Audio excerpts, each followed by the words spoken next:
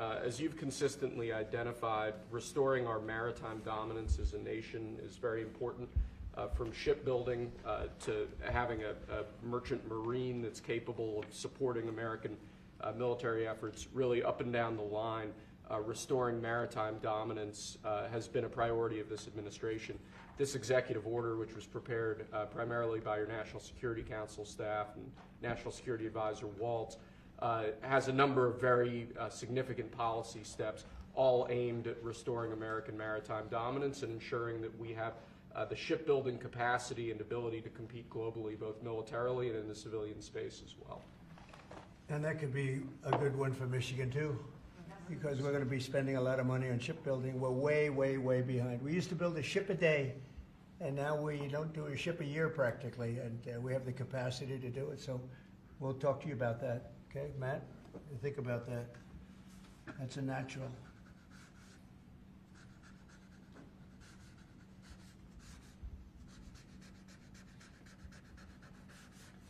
Okay, shipbuilding. That's a good one. Okay, thank you. Thank you, sir. The next executive order relates to defense procurement. Our current defense procurement process has been criticized by many folks on both sides of the aisle as being too slow to adapt to new and changing technologies, not delivering the sorts of weapons and systems that our warfighters need in order to compete on the battlefields of the future. So with this executive order, we're going to be modernizing the procurement structure that the Department of Defense uses to allow it to more quickly adapt to changing circumstances around the world. And we're also going to be launching a review of existing procurement programs to ensure that we're getting value for the money and to ensure that we're getting the best possible systems in the field. And which are currently horrible. I tell you, they're horrible. That process is ridiculous, what they do. They get the highest price and not even good-looking equipment, and we're changing it. We're going to change it to the best. So this is very, very important.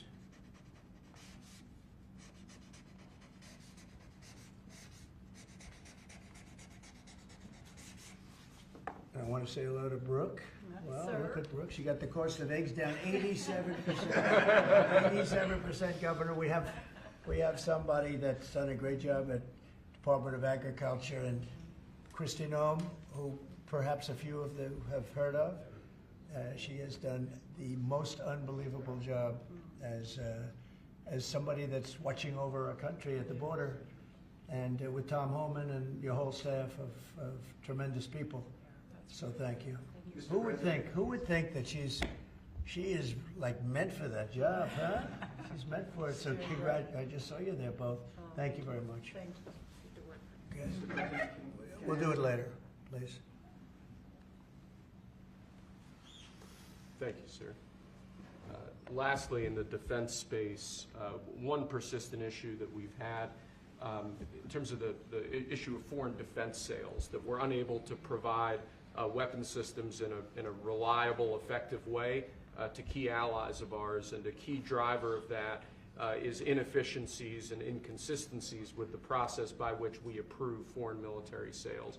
So this executive order is going to direct your Department of Defense, Department of State, other relevant departments and agencies to rework our system of foreign defense sales to ensure that we can provide equipment, creating American jobs and providing obviously revenue to American defense manufacturers, but provide key military equipment to our key allies in a reliable, effective way. Okay, that's good. All very important.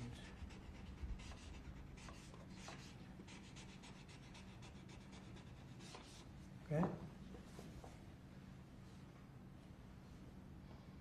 Because our budget is just about approved, and it's a big budget, and we want to spend the money properly, get the best equipment in the world. We rebuilt our military during my first term, rebuilt it entirely, beautiful. And then some was given away to Afghanistan so stupidly, the most embarrassing day in the history of our country, I think. But it's still, we have to fix it up a little bit, and that's what we're going to do. We're going to do a good job of it too. Thank you. Next up, sir, we have a series of executive orders and a memorandum all relating to deregulation, which has obviously been a major priority of your administration.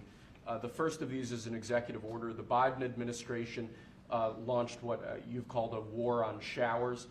They had certain regulations that basically killed the water pressure of showers and other water appliances. You can say it. Go ahead. What are the appliances? I mean, it's everything, sir. Sinks and toilets, heating dishwashers, toilets, sinks. But the shower heads are a huge There's no deal. water.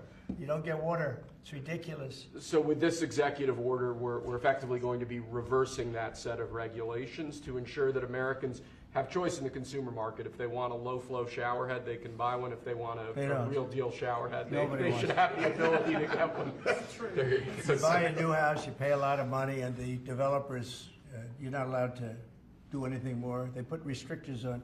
They used to have a restrictor where you could take it out, but now they weld it in.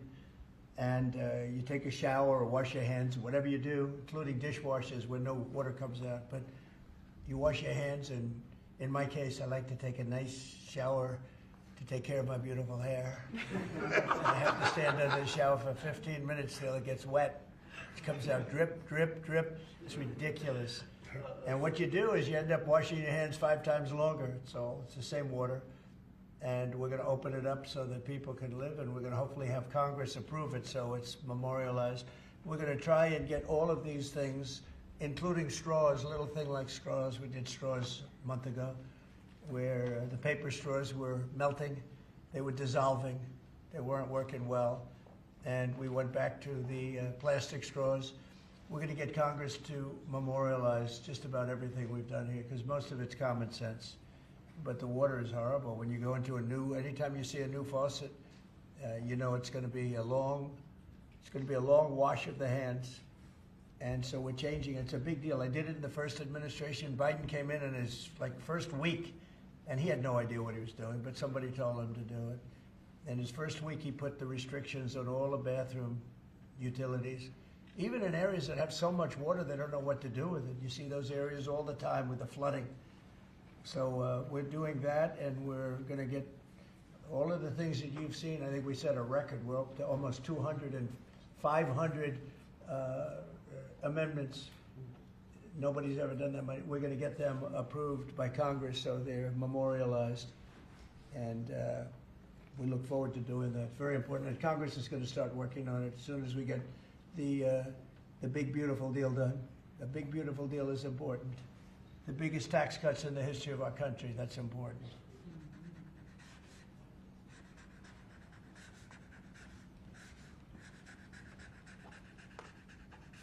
Okay.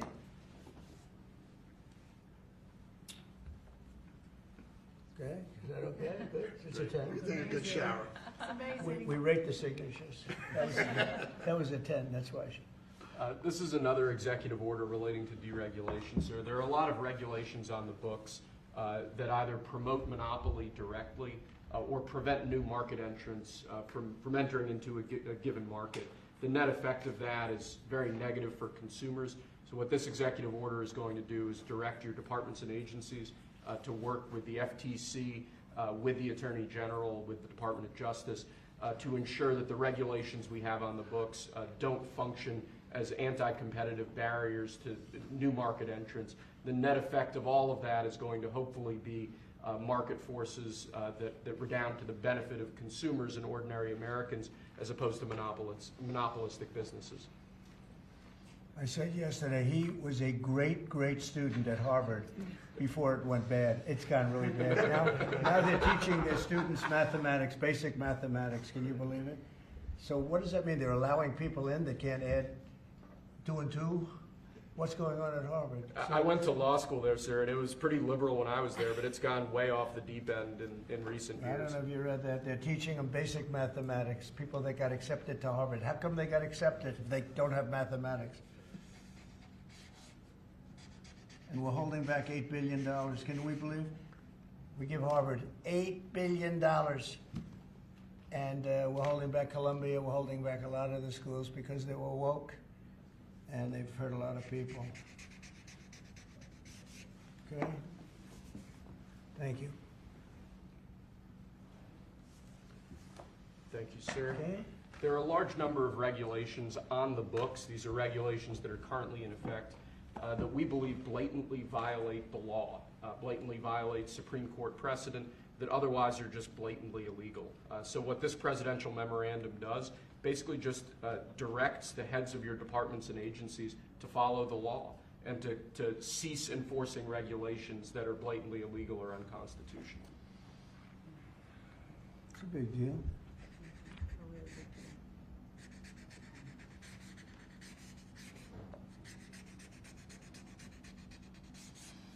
It's really very important that we get these memorialized Yes, sir. in Congress. Very important for the long haul, right? Yes, sir. This is the last of our deregulatory EOs for the day. This is zero-based regulatory budgeting. The idea here is that over time, regulations accumulate on the books and in the Federal Register, and people aren't taking a close, detailed look at what's on the books and clearing them out as times change or as regulations become dated or ineffective. What this executive order is going to require is each of your departments and agencies to scrutinize on a continuing rolling basis all of the regulations they actually have on the books and sunset those that either no longer serve a purpose or the departments and agencies can't identify a specific reason for keeping them active. Okay.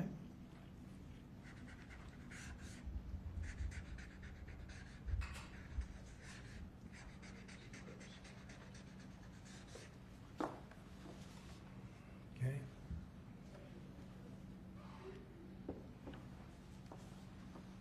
Thank you, sir. Sir, you've taken action against a number of law firms that have in one way or another been involved in the weaponization of government or actions of lawfare. One of those law firms is Sussman Godfrey, similar to what we've done previously with other law firms. This is an executive order that takes certain measures against Sussman Godfrey to ensure that they can't access government resources, government buildings, scrutinizing certain aspects of their practices as a law firm, given their previous activities.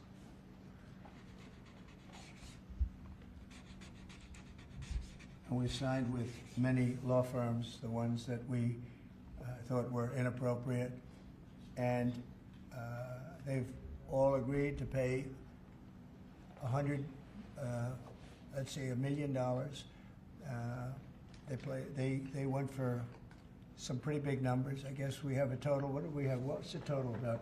What's the total right now, Steve? About, would you say? Getting close to probably 600-700 million now, I would think. We've multiple at 100 million, some at 125 million. So the numbers are adding up. We're going to be close to $1 billion soon. One at $40 million. Millions of dollars an hour. But they don't admit guilt. Remember that, they don't admit guilt. But, and we have another 5 to go, I think, 5 of them. And this one is just, we're just starting a process with this one. Yes, sir. Because there were some very bad things that happened with these law firms. And this firm was very involved in the election misconduct. Weren't they all involved in the election misconduct? I think they were all involved. Yes. Anyway, so they went from $40 million to $125 million. And most of them are at about $100 million, right? All right.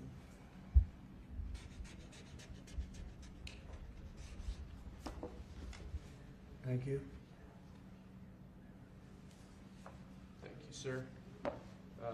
The next presidential memorandum we have for you relates to Miles Taylor. You may recall that Miles Taylor served in the Department of Homeland Security during your previous administration. In his capacity with the Department of Homeland Security, he leaked classified information. He wrote a book under the pseudonym Anonymous, making outrageous claims both about your administration and about others in it. What this presidential memorandum is going to do, one, it's going to strip any active clearance that he has in light of his past activities involving classified information.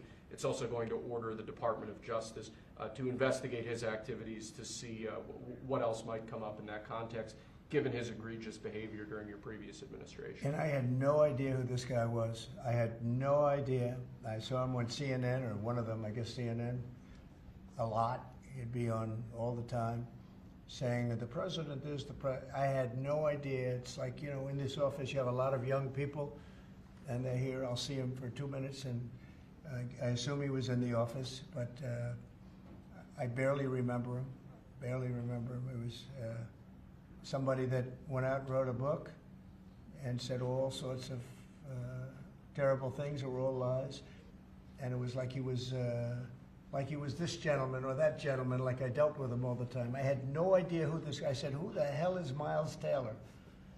And he made a living on going on CNN talking about the president. And I think what he did, he wrote a book, Anonymous, said all sorts of lies and bad things. And I think it's like a traitor. It's like spying. He walks into the office. He's supposed to be sitting here. A lot of people, I'll be here, and there'll be 20 people standing in the room. There'll be oftentimes young people in the office. I assume he was one of them at least. But I didn't know anything about him. And he wrote a book, Anonymous, and I always thought it was terrible. And now we have a chance to find out whether or not it was terrible. But it was a work of fiction. Had a lot of publicity, got himself a nice job with CNN or one of them. And I think we have to do something about it. You can't have that happen. If that happens to other presidents, it wouldn't be sustainable for other presidents. I seem to be able to sustain. But if that happened to other presidents, I mean, it's just unfair. And if it was a Democrat president, I'd say that's a terrible thing. A thing like that can happen. That's a terrible thing. And it's time to find out whether or not somebody can do that. Can they write a book about very confidential meetings? And, because they happen to be one of a lot of people in a room, and they go out and write a book, and worse than that, call it anonymous, like it's a big deal. And everybody's saying, who is it, who is it, who is it? Then it was found out who he was a long time later, and he got a lot of publicity off that one. He's like a promoter. But we're going to find out whether or not somebody's allowed to do that. I think it's a very important case, and I think he's guilty of treason, if you want to know the truth. But we'll find out. And I assume we're recommending this to the Department of Justice. Yes, sir.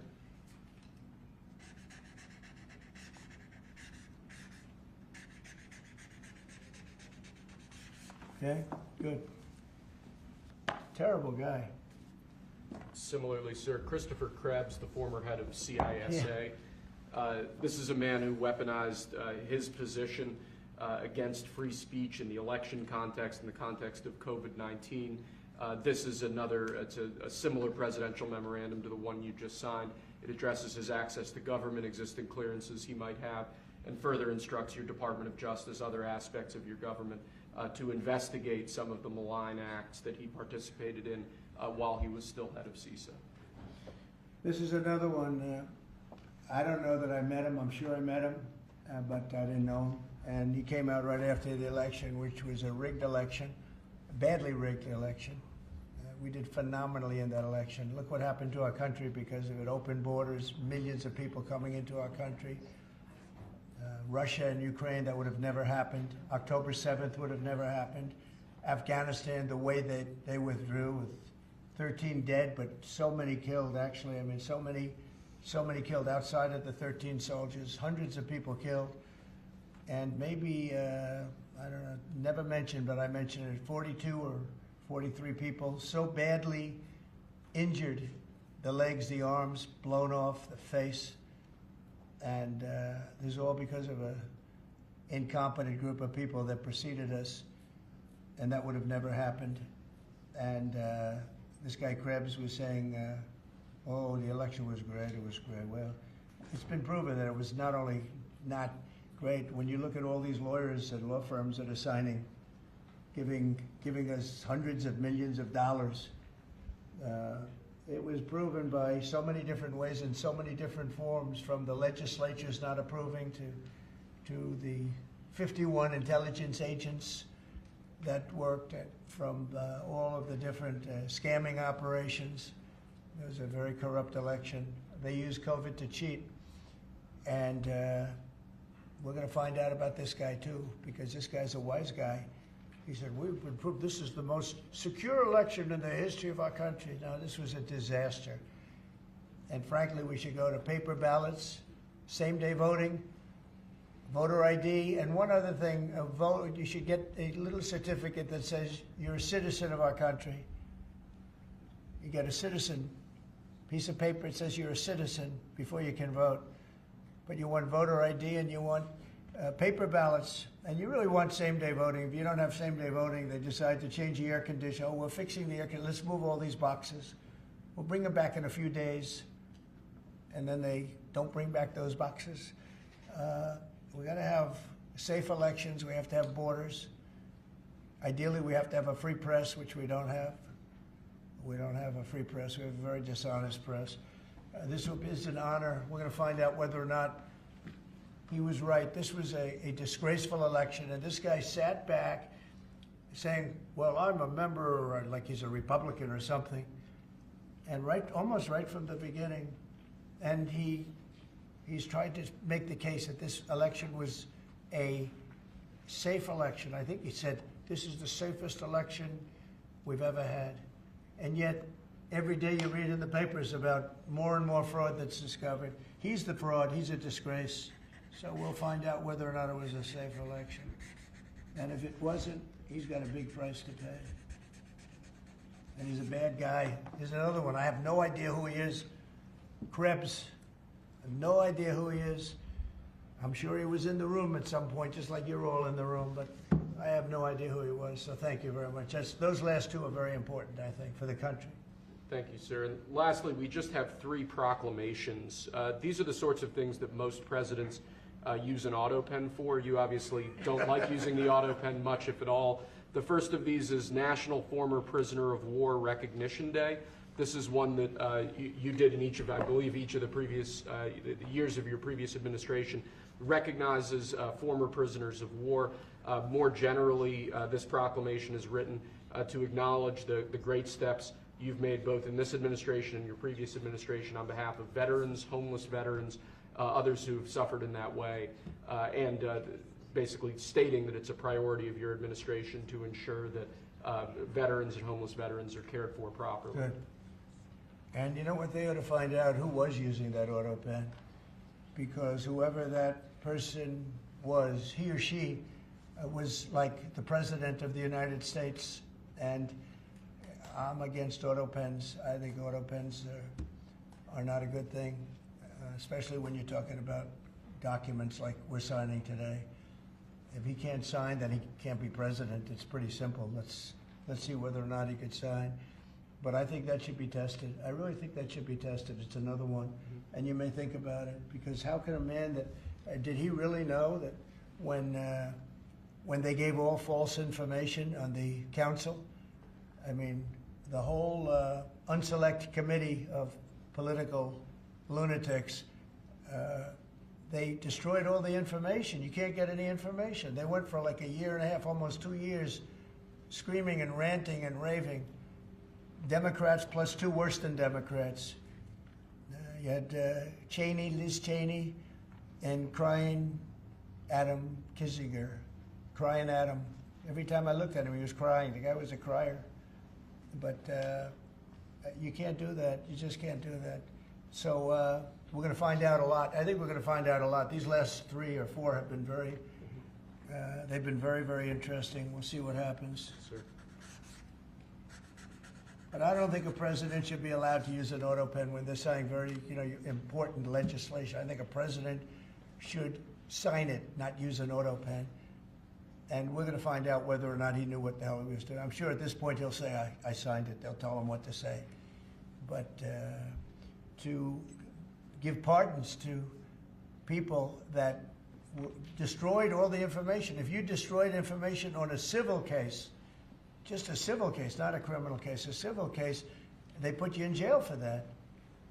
And they found out that Pelosi was the one that was in charge of the security of the Capitol, and she knew all about it, and she admitted her guilt to her daughter, who was a movie documentary person. I'm sure her daughter's not too happy about that. I'm sure Crazy Nancy's not too happy. But we found out all the things, everything, and we go for the information. Sir, we've destroyed all of that information. If I haven't destroyed it, I wouldn't be sitting here right now. I guarantee you that. I'd be sitting someplace else. So I think it's something that we should really look at, because that's so important.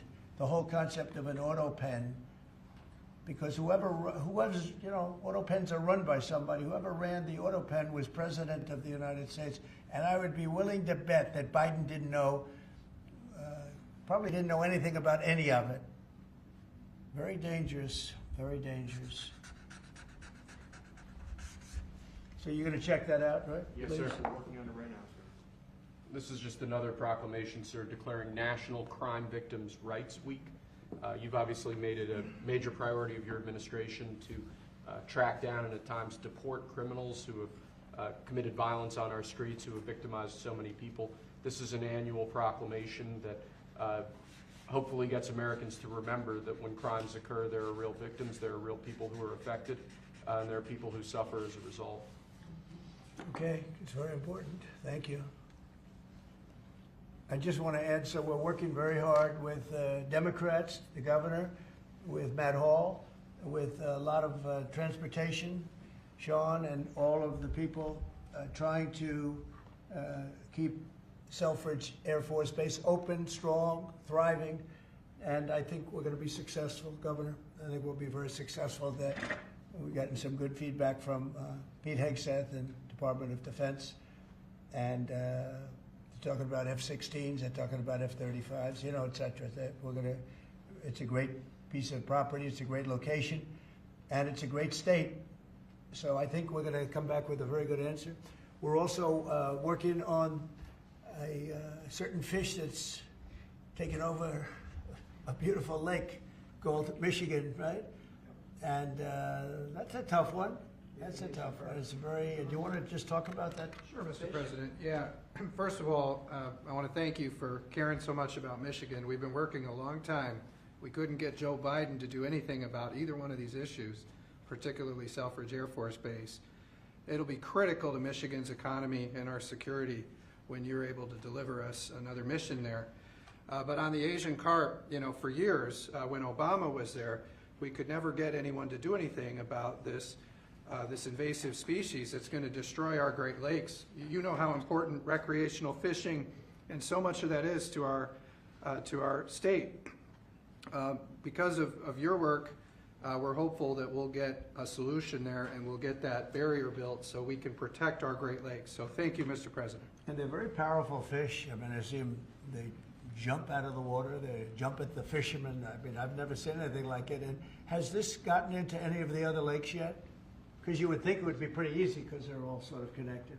Hey, Governor? It's why we're working so hard to make sure that, you know, we work with the Army Corps and erect a barrier so that the Asian carp can't get into Lake Michigan. It'll devastate the ecosystem, the economy, tourism, and it's 20% of the world's fresh waters in the Great Lakes, Mr. President, which is why it's so important that as a nation we protect the pristine waters. Yep. And, you know, all of a sudden, I assume the lakes are all interconnected, right? Yeah. So at some point they're going to be in the other lakes, and so we're going to work hard on that. I spoke with the Army Corps of Engineers, and they have a method. It's a pretty gruesome method, but it's a method, and I think they know what to do. So we're going to work on that very hard. And thank you, Governor, very much. Sort of a bipartisan thing when you get right down to it. Yep. It's a very expensive thing. Actually, it costs a lot. I looked at the numbers. I said, well, but we have to save Lake Michigan because these fish, they eat everything in the way, including the other fish. They eat everything. Are people endangered by the fish?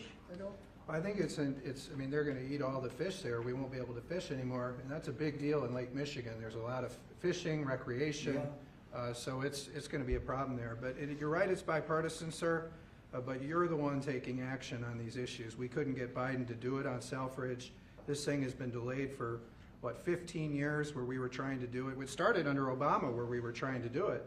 He wouldn't do anything about it. So we appreciate you paying so much attention to this and taking action, Well, sir. I would. And the governor, in all fairness, called me about it. I had seen it, and she called me, and John James called me.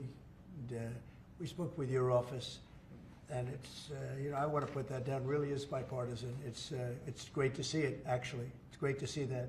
And that includes Selfridge, too. Mm-hmm. And we're going to get it done, and we'll all stand there together and cut a ribbon, okay? Gretchen, good. That's good. Thank you very much. It's, I'm glad you brought it up, and I'm glad you brought it up, Matt. Appreciate it. And I know you two get along pretty well, right? Yeah. About 70% of the time. I think you do. All right, good. We'll have something to celebrate pretty soon. So pretty sure about that. Okay. Thank you. Thank you, Gretchen, very much. Okay, do you have any questions? Mr. President, where does the TikTok deal stand, given what we've seen, the tariffs Well, to it's moving China? along, but obviously I would say right now China's not exactly thrilled about signing it. We have a deal with some very good people, some very rich companies that would do a great job with it, but we're going to have to wait to see what's going to happen with China. So, Mr. President, still on the table? no, it's on the table very much. I think China's going to want to do it, actually. Mr. President, Can you explain more of what you believe is the end game with China? Are you waiting for President Xi to blink? How do you think this is all going to be resolved? Look, for years we've been ripped off and taken advantage of by China and others, in all fairness, but by China, that's the big one. And it's just one of those things. You know, we're making $2 billion a day right now, this country. $2 billion a day with tariffs. And they were making $2 billion a day. We'll be making more. And now when you see what happened today, I don't know if it's still there. You know, I looked an hour ago, but we were up like close to 3,000 points. Nobody's ever seen a day like that. I think that's a record, isn't it, fellas? Definitely. Is that a record? Who would have thought we were going to have a record like that after watching? But because the geniuses of the world, they get it. Our country is very strong. We were left a very, very weakened country, both economically, financially, because of all of the tariffs and all of the other companies just raiding us and ripping us off. And also at the border where 21 million people were allowed to come in. Many of those people were criminals. And but the people that do this for a living, some of them are very smart and some of them aren't smart at all. But these guys are very smart, and my group is very smart. My whole group is smart.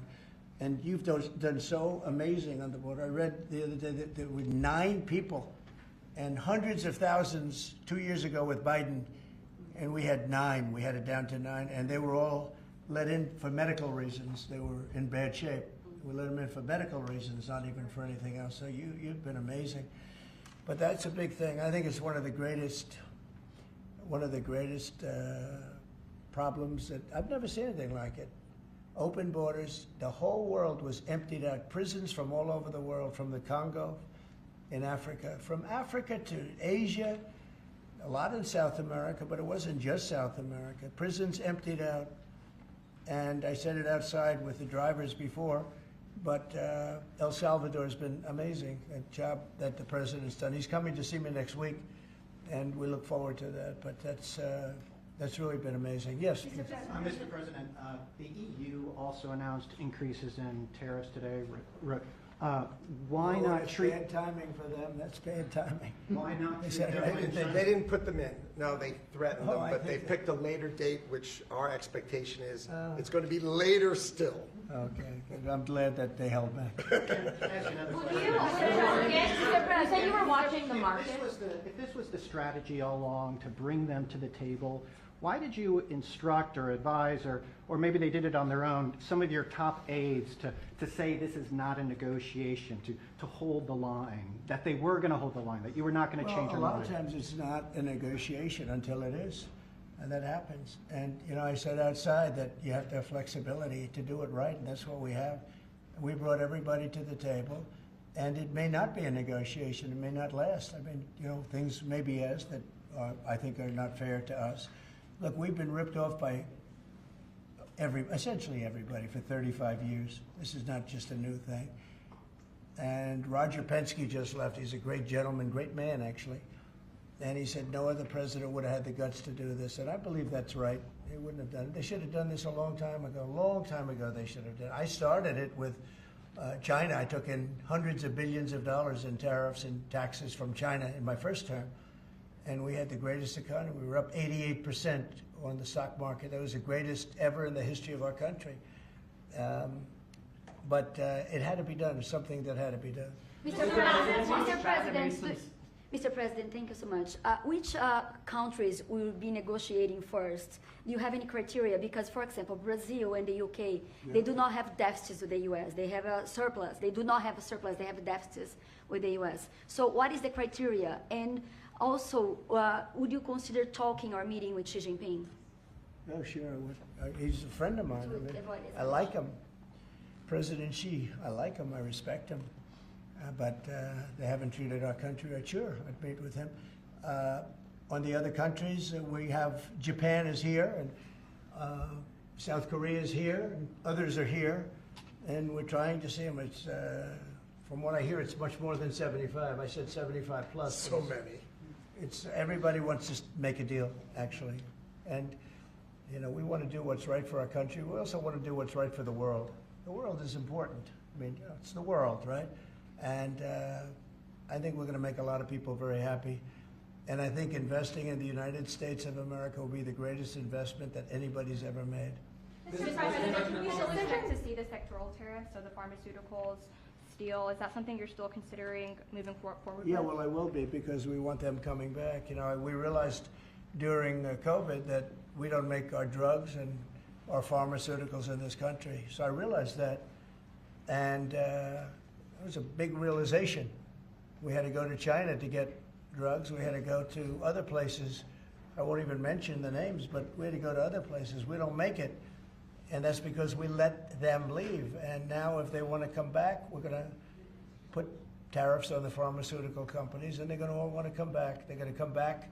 I'm not going to pay them any money like Biden with the chip deal. That chip deal was horrible. They give billions and billions of dollars to chip companies. All they have is money. They have so much money. And they give billions of dollars, and they're just going to keep the money. They're not going to spend it. And the only thing that's going to bring them back is you say, we have a barrier. You have to pay 50% or 100% or 200%. And if they have to pay that, they're going to say, we're not going to pay that. We're going to build here. And that's what happened. We're the biggest, most prestigious chip company in the world, spending $200 to $300 billion. Think of that, $1 billion to build essentially one massive plant. It'll be one of the largest plants in the world, and we're going to get them very quickly. We're going to get them energy. We're going to get them the electricity they need and the energy that they need, and it'll be approved by Lee Zeldin, a total professional, and it'll be approved very quickly. And they'll get their zoning very quickly. They'll have everything done in a matter of months.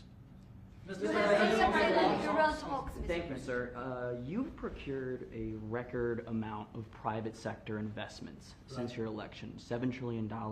You talked about the importance of all that. Can you talk about how these investments will have a positive impact on families who felt like the previous economy left them behind, and why your executive orders on coal yesterday is so important given the amount of manufacturing that you're ushering back in? Good, thank you. And which is correct. We have, I would say, more than $7 trillion now, right, of investment coming in. Apple is coming in for $500 billion alone. We have other companies coming in with massive numbers. We have car companies that are coming in. No, we've never seen anything like it. Maybe in the 1940s or 50s or something, but we've never seen anything like it. They had 3 plants canceled in Mexico. Not that we want to hurt Mexico, but we're for us. And that's what my job is. It's not to take care of other countries, but I want to help other countries as much as I can, but we have to take care of America first, and it's about America first. So we have many, many companies coming in that would have never come in if we didn't win the election and then put the tariffs on. And they're coming in because when they build in the United States, there are no tariffs. You don't have to pay any tariffs. So instead of paying 30, 40, 50% or 25%, but it could go a lot higher in some of the industries. So we have steel mills right now that are raging. The steel industry was gone. If I didn't put the tariffs on steel, because China was dumping massive amounts of steel in my first term, and I put tariffs on it, I saved the steel industry, but now it's going to thrive, maybe like never before. I mean, if you go back to U.S. Steel from 90 years ago, it's incredible. It was the #1 company in the world for a long time. That's why we don't want to see it go to Japan. And we love Japan, but U.S. Steel was a very special company. We don't want it to go to Japan or any other place. So we're working with them, and I don't know if they need any money now. I'll be honest with you, they hit gold. They hit gold because if you look at it, they have such orders for steel now. It's incredible. What's going on in our country is incredible with respect to plants. So we lost 90,000 plants and factories from the beginning of NAFTA, the worst trade deal ever made in the history of this world, but certainly in the history of trade. There's never been a worse trade deal. We were able to cancel that. We had to get approval from Congress. It was like a disastrous curse because you had to go to Congress to get it terminated. You couldn't just terminate it because it was a bad deal. And you had people in Congress that didn't want to do it because they had other reasons, maybe bad reasons. They're mostly not there anymore, those people. But it's amazing what's happened. I appreciate that question because it's incredible. I don't think we've ever seen anything like it. $7 trillion, and it's much more than that because, these are places that we know. $7 trillion is unheard of. I never looked at the Biden numbers, but you could go a whole year and it was peanuts. Everybody was leaving. They weren't coming in, they were leaving. And that means jobs are leaving. And so we're not playing games. We're going to make this country greater than ever before. Thank you for that question. Mr. President, it seems that China's made some... Let her just do that. Oh, yeah, absolutely. Thanks. For the past few days, we've heard from this administration no pause. Was this idea of doing a pause, did that just come about this morning? Can you tell us exactly what came into consideration for you and your advisors? For a period of time, I wouldn't say this morning. Over the last few days, I've been thinking about it. I've been dealing with Scott, with Howard, with some other people that are very professional. And I think it probably came together early this morning, fairly early this morning. Just wrote it up. We didn't have the use of, we didn't have access to lawyers, or we just we wrote it up from our hearts, right? It was written from the heart. And I think it was well written too, but it was written from the heart. It was written as something that I think was very positive for the world and for us. And we don't want to hurt countries that don't need to be hurt. And they all want to negotiate. The only problem is, you can only do so many at one time. It's like, we want to do it right. We want to get it right. We want to take care of them, but we have to take care of our country. So, but this was something certainly we've been talking about for a period of time, and we decided to pull the trigger. And we did it today, and we're happy about it. I didn't know it would have that kind of an impact, but it's, I think they have the biggest increase in the history of the stock market. That's pretty good. You're almost, if you keep going, you're going to be back to where it was 4 weeks ago. But it was a sick market 4 weeks ago, because this trade was sick. It was only a question of time. I don't blame the tariffs. I think the tariffs just sort of magnified what was happening. It was sick. Biden allowed these people to get away with murder. Biden allowed China to just take advantage of us. We had like $1 trillion deficit with China, $1 trillion deficit. So that was going to only be a matter of time. I think the tariffs brought it out faster and they magnified the problem. But I think this was a problem that existed far beyond tariffs. This was a systemic problem, and we're going to cure that problem. And maybe to a large extent we have, because we've revealed it, and we've revealed it very strongly. Yes, sir, please. Thank you, Mr. President. So it seems China's made some serious missteps here in these negotiations, and Secretary Bessent said earlier you may have goaded them into a tough position here. I'm wondering, are you in a way putting together a coalition against China in terms of trade here? No. Well, China, look, they're very capable, and I don't blame China for what happened. I blame the people sitting right at this desk, right behind this desk, or another desk. You get your choice of 7. I happen to pick the Resolute. But I blame the people sitting behind in this chair, behind this desk, for being stupid, incompetent, or not having courage. This should have been done years ago. This should have been done before Obama, in all fairness. Not only Biden, Obama. It should have been done many years ago. This started with the World Trade Organization, which was owned by China. It was owned and paid for by China. They didn't even have to do things. They considered them a nation that was undeveloped. They said they were a developing nation. Well, we're a developing nation too, if you think about it. Look at our inner cities. Look at what's happened. I think we're starting from ground zero there, right? So we're a developing nation too. No, I don't. I know it's a lot of people take heat for saying it, but I blame the people sitting at this desk more than I blame China. If China can get away with what they got away with taking hundreds of billions and trillions of dollars right out of our pocket because our people here were stupid, they were stupid people. Maybe corrupt, I don't know. I don't know how you can be that stupid. How do you get to be president and you're stupid? But they certainly weren't courageous. And they allowed this to happen. And with Japan and with many other countries that took advantage of us. I mean, we had deficits with almost every country. I used to read these things. First term, I'd read them. I'd actually read the agreements. I'd say, how could anybody agree to this stuff? So certainly they were rough, and they were tough, and they were smart. And you can blame them, but I really blame the people that allowed them to do it, because you know, if you could read first grade and you could read these agreements, you'd say, these are terrible deals. I actually used to say, who would allow deals like this to be made for our country? And maybe it's people that didn't care. Maybe it's people that weren't courageous. Maybe it's people that were corrupt. I don't know. But I blame those people more than I blame anybody else. Mr. President, you've been very specific in saying that you would like the EU to purchase U.S. energy. Is there something specific that you would like China to do? Well, you'll be hearing about that. Yeah, there are a lot of things I'd like China to do. Are there some examples? There are a lot of things that I want China to do, and I'll be telling China what that is. Not you, but I'll be telling China. Mr. President, on Iran, you said the other day that if they do not agree to a potential nuclear deal, that it would be very dangerous for them. What specifically Well, they did you can't have mean? a nuclear weapon. Did you mean military action, though, if they don't agree? Oh, if necessary?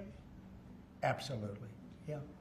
And do you have a deadline for these Yeah, talks? I do. And You're talking about with Iran? Yes. Yeah, I They're do. saying it's not Do you want negotiable. something definitive this weekend, or do you see this as the start of a process? It's a start.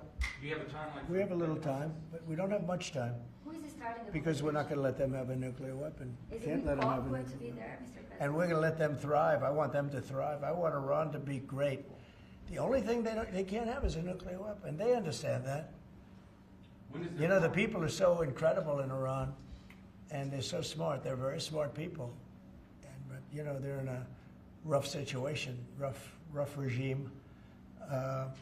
But they understand, and the leaders understand.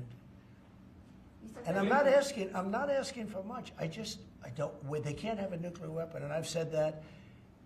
And I was a little bit surprised, because when the election was rigged, I figured they'd get the weapon, because with me they were broke. They were broke. They had no money because of the sanctions. Nobody could buy oil. We did that to Venezuela just recently, and we'll do it to other countries if we have to. When is the clock I want running on this? to see. I want to see Russia and Ukraine make a deal. They got to make a deal. When schools get blown up and bad things happen, like I'm hearing about, it's no good. I hope we're going to make a deal with Russia and Ukraine. But with Iran, yeah, if it requires military, we're going to have military. Israel will obviously be very much involved in that. He'll be the leader of that. But nobody leads us. We do what we want to do. When would the clock run out on the talks? Before Say- you might, when would the talks need to conclude before you might do military? I can't really be specific, but you know, when you start talks, you know if they're going along well or not. And I would say the conclusion would be when I think they're not going along well. So that's just a feeling. Mr. President, on the subject of U.S. troops stationed in Europe, do you have any plans to reduce the number of U.S. troops in Europe or in other NATO countries? Well, good. I mean, it depends. We pay for military over in Europe. You know, we don't get reimbursed by much. South Korea too. So it'll be one of the things we discuss. That's unrelated to trade, but I think we'll make it part of it because it makes sense. Be nice to wrap it all up in one package for each country. You know, it's nice and clean, and we have plenty of law firms. These are great law firms that we signed with, the best. And I think part of the way I'll spend some of the money that we're getting from the law firms, you know, in terms of their legal time, will be, if we can do it, I think we can do it, using these great law firms to represent us with regard to the many, many countries that we'll be dealing with. We'll have good lawyers representing us, but we want to have good lawyers, and these are the best, considered the best lawyers in the world, right? I mean, considered the best in the world. I don't know. They just went off a little bit.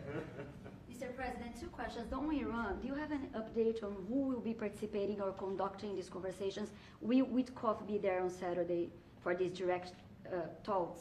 And on China, some economists are saying that right now is technically embargo on China with 125% tariffs. Are you concerned of escalation beyond the trade war with China? No, I'm not concerned. I think President Xi is a very smart guy, and I think we'll end up making a very good deal for both. But, you know, we've been treated so badly for so many years. Again, we allowed that to happen. We've been treated so badly for so many years. But no, I don't expect that. I think President Xi is one of the very smart people of the world, and I don't think he'd allow that to happen. And we're very powerful. This country is very powerful. Let me tell you, it's far more powerful than people understand. We have weaponry that nobody has any idea what it is, and it is the most powerful weapons in the world that we have. More powerful than anybody, even not even close. So nobody's going to do that, but I think that if that's what you're referring to, maybe it's not. But just in terms of basic escalation, which is what you said, no, I think that President Xi is a man who knows exactly what has to be done. He's a very smart man. He loves his country. I know that for a fact. I know him very well. And I think he's going to want to get to a deal. I think that's going to happen. We'll get a phone call at some point, and it'll be off to the races. It'll be a great thing for them. It'll be a great thing for us. It's going to be a great thing for the world and for humanity. Do you have plans to meet with Putin in Saudi Arabia? At some point, I will. At some point. In Saudi We'll have to Arabia? see. I mean, we have to get there right now. You know, we got to get there. In the meantime, they're losing 2,500 on average young people every single week. Think of that. 2,500 people a week. It's not even conceivable. We got to get there fast.